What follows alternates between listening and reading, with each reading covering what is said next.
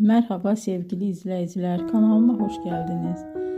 Bugün sizlere Hande Erçel'in kariyerinin yükseliş dönemine kısa bir yolculuk yapacağız. Hande Erçel televizyon dünyasına adım attığında henüz çok gençti. İlk rollerinden sonra asıl büyük çıkışını romantik komedi dizisi Aşk Laftan Anlamaz ile yaptı.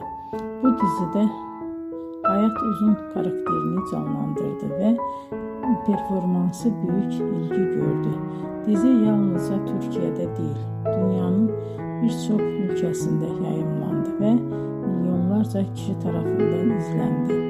Böylece Hande Erçel uluslararası bir hayran kitlesine sahip oldu. Başarısı bununla da sınırlı kalmadı. Daha sonra farklı projelerde yer alarak oyunculuk yeteneğini, farklı yönlerini göstermeye devam etti. Bugün Hande Erçel Türkiye'nin en popüler oyuncularından biri olarak kabul ediliyor. Videoyu izlediğiniz için teşekkür ederim. Bir sonraki hikayede tekrar görüşmek üzere.